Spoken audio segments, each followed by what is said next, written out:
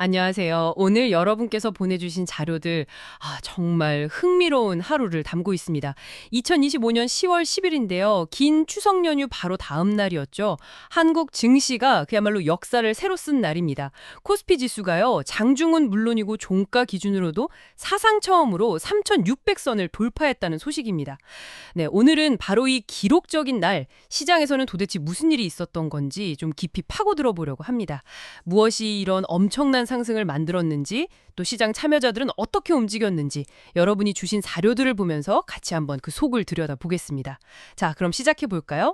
네, 말씀하신 대로 정말 단순한 지수 상승, 그 이상의 의미가 있는 날이었던 것 같습니다.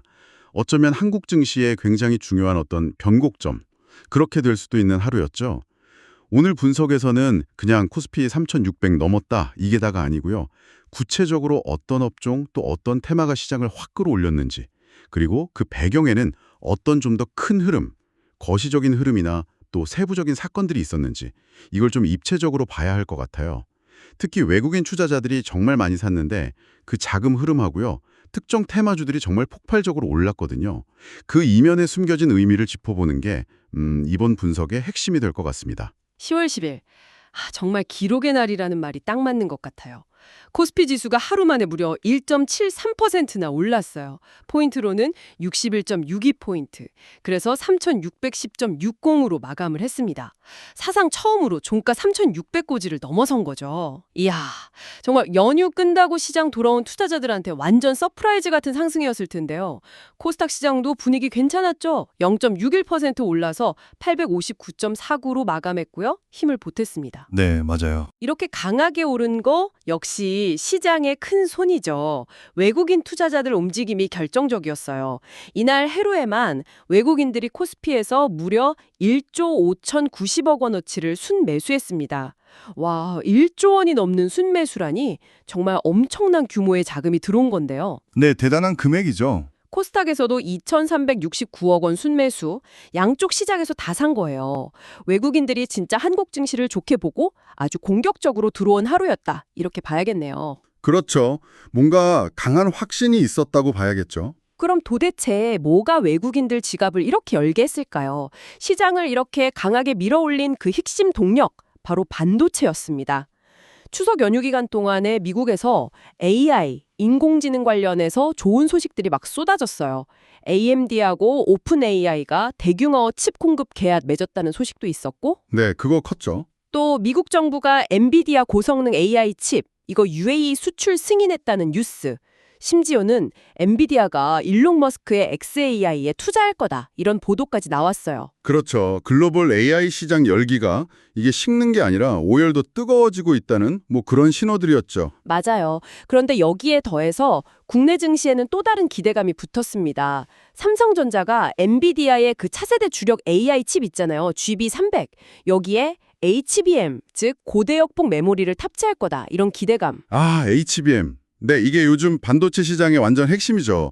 데이터 처리 속도를 엄청나게 높인 거니까. 네, AI 연산에는 이게 필수라고 하더라고요. 이런 국내외 호재들이 막 겹치면서 반도체 관련주에 대한 투자 심리가 그야말로 불타올랐습니다. 결과는 정말 놀라웠어요. SK하이닉스가 하루 만에 7.96%나 급등했고요. 대장주 삼성전자도 6.07% 오르면서 나란히 신고가를 딱 경신했습니다. 네, 둘 다 신고가. 그리고 반도체 후공정 장비 업체죠. 한미반도체. 여기는 상승률이 더 엄청났어요. 무려 18.39%나 치솟았습니다. 와, 한미반도체는 정말 대단했네요. 근데 여기서 우리가 진짜 주목해야 할 점은요. 이게 그냥 엔비디아 잘 나간다, 삼성전자 HBM 넣는다, 이런 개별 기업 이슈가 아니라는 거예요. 글로벌 AI 산업이 이렇게 커지니까 그 기대감이 한국의 반도체 생태계 전체로 퍼지고 있다. 이런 강력한 증거로 봐야 합니다. 말씀하신 SK하이닉스, 삼성전자 같은 큰 회사들뿐만 아니라 한미반도체 같은 장비업체도 그렇고, 또 반도체 기판 만드는 해성DS, 여기도 10% 넘게 올랐죠? 플러스 10.39%. 그리고 소재업체, 예를 들어 덕산 하이메탈, 플러스 17.33% 같은 이런 소위 소부장 기업들까지 다 같이 올랐다는 게 중요해요. 소부장까지 동반 강세. 네, 외국인 자금이 유독 이 반도체 관련주들에 확 쏠린 것도 같은 맥락이고요. 이게 무슨 말이냐면 AI 기술 발전의 혜택이 그냥 몇몇 대기업만 가져가는 게 아니라 관련 기술, 부품 공급하는 이 넓은 공급망 전체로 퍼져나갈 수 있다.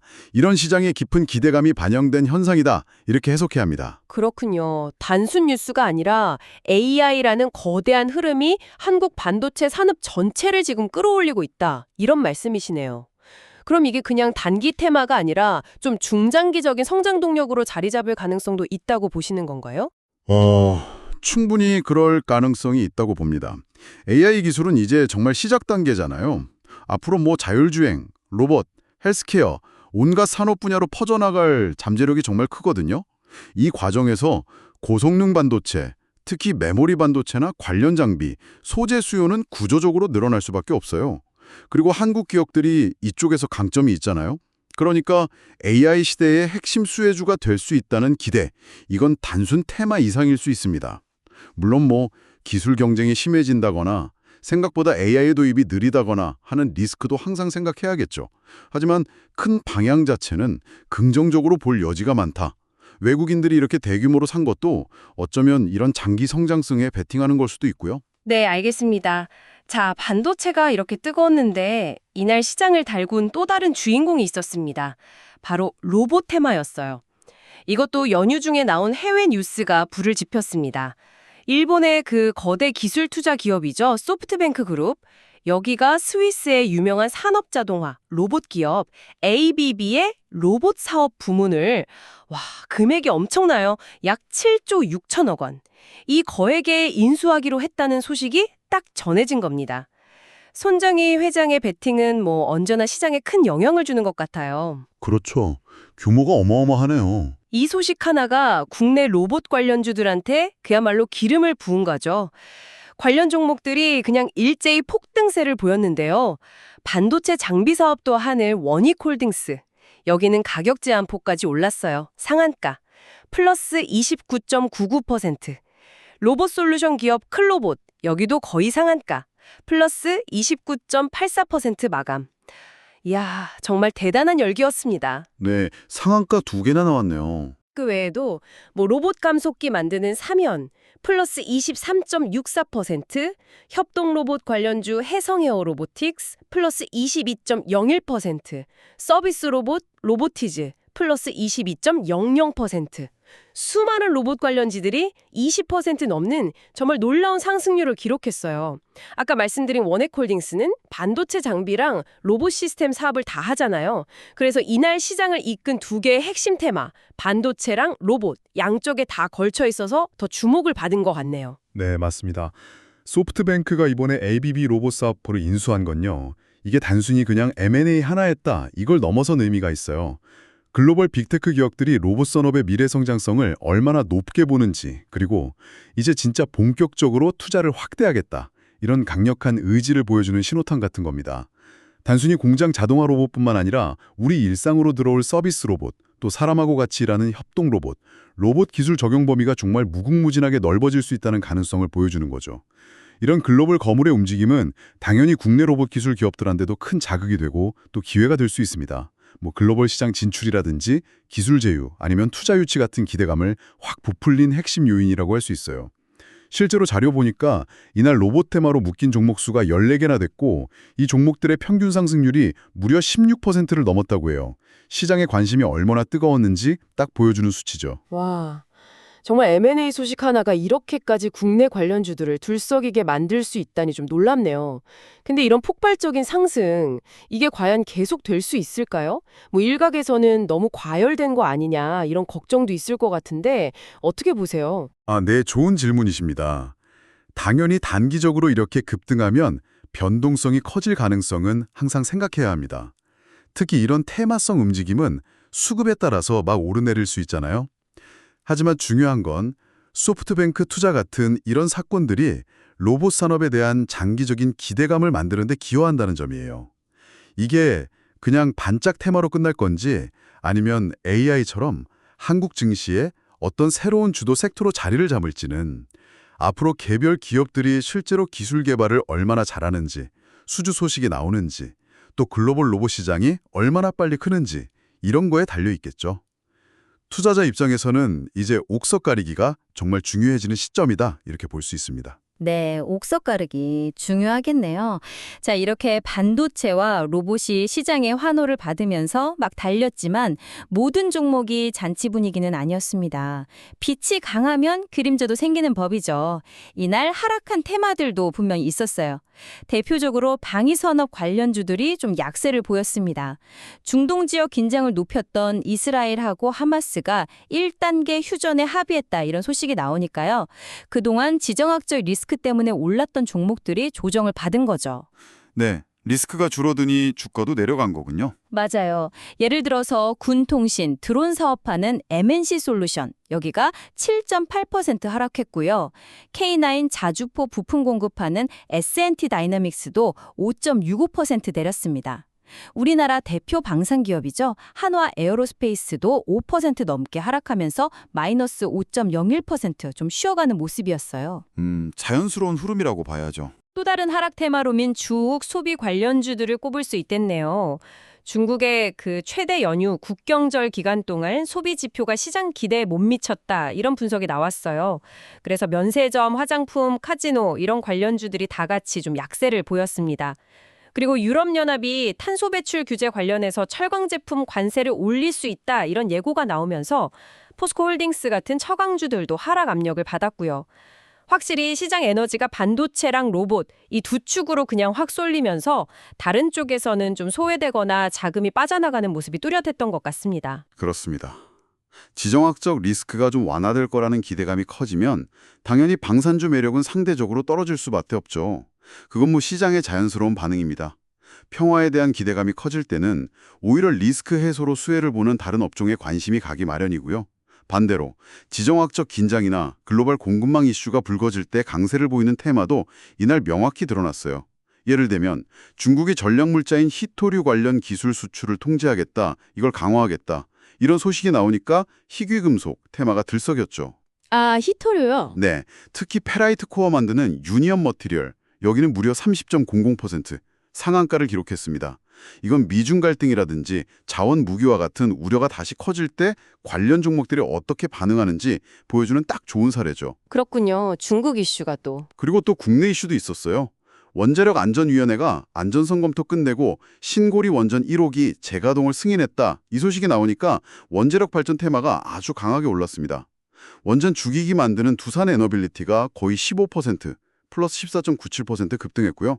원전 관련 중소형주인 보성파워텍은 20% 넘게 플러스 20.04% 치솟았어요. 와, 원전주도 많이 올랐네요. 네, 이건 정부 에너지 정책 변화라던가 안정적인 에너지 공급원에 대한 사회적 관심이 높아질 때 원전 관련주들이 어떻게 부각될 수 있는지 잘 보여주는 거죠. 이렇게 보면 10월 10일 하루 시장은 정말 글로벌 기술 트렌드, 지정학적 이슈, 각국 정책 변화, 정말 다양한 재료에 민감하게 반응하면서 테마별로 엄청나게 차별화된 장세를 보인 겁니다. 단순히 코스피 지수가 얼마 올랐다, 이것만 봐서는 절대 알 수 없는 아주 복잡하고 다층적인 움직임이 있었던 하루였다. 이렇게 평가할 수 있겠습니다. 네, 정말 복잡했네요. 그래서 시장 내부 수급하고 종목별 흐름을 좀 더 깊게 들여다볼 필요가 있는데요. 투자 주체별로 보면 아까 말씀하신 대로 외국인이 코스피, 코스닥 양쪽에서 다 강하게 순매수하면서 지수 상승을 이끌었죠. 특히 코스피에서 1조 원 넘게 순매수한 건 그 자체로 시장에 강한 신뢰 메시지를 던졌다, 이렇게 볼 수 있습니다. 근데 재밌는 건요, 외국인이 이렇게 막 사들인 반면에 코스피에서는 기관하고 개인이 각각 5,937억 원, 5,801억 원어치를 순매도했어요. 정반대로 움직인 거죠. 아, 외국인이 살 때 기관이랑 개인은 팔았군요. 네, 이건 외국인이 주도한 상승장에서 기관과 개인은 그동안 가지고 있던 물량 일부를 이익 실현하면서 차익을 챙기려는 움직임이었다, 이렇게 해석할 수도 있고요. 아니면 뭐 외국인하고는 시장을 좀 다르게 봤을 수도 있겠죠. 그렇군요. 더 흥미로운 건 코스피 시장의 종목 등락 현황이에요. 지수는 1.73%나 크게 올랐잖아요. 그런데 정작 시장 전체를 보면 상승한 종목 수 763개가 하락한 종목 수 624개보다 많기는 했지만 잠깐만요. 제가 숫자를 다시 볼게요. 네. 상승 종목 763개가 하락 종목 624개보다 많긴 했네요. 제가 아까 잘못 봤습니다. 죄송합니다. 그런데 지수 상승폭에 비하면 그 차이가 아주 크지는 않아요. 하락 종목 수도 상당히 많았다는 점이 중요합니다. 아, 네네. 이게 뭘 의미하냐면요. 바로 삼성전자, SK하이닉스처럼 시가총액 비중이 압도적으로 큰 몇몇 대형주들이 지수 상승을 거의 다 끌고 갔다는 뜻입니다. 즉, 코스피 지수 자체는 엄청 화려하게 올랐지만 시장 전체 모든 종목으로 온기가 고르게 퍼진 건 아니라는 거죠. 아하. 많은 투자자들이 실제로 체감하는 시장 분위기는 지수만큼 그렇게 뜨겁지 않았을 수 있다는 겁니다.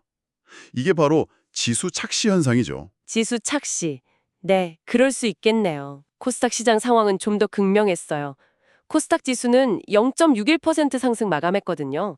그런데 시장 내부를 보면 상승한 종목 641개보다 하락한 종목 1021개가 훨씬 더 많았습니다. 와, 하락 종목이 훨씬 많았는데 지수가 올랐다고요? 네. 거의 3분의 2 가까운 종목이 내렸는데도 지수는 오른 거예요. 이건 아까 우리가 집중적으로 본 로봇 테마주들처럼 특정 테마에 속한 중소형주들이 그야말로 막 폭발적으로 급등하면서 지수를 끌어올렸기 때문입니다. 그러니까 코스닥 역시 지수는 올랐지만 시장 참여자 대부분은 좀 소외감을 느꼈을 가능성이 높은 아주 편중된 상승이었다는 거죠.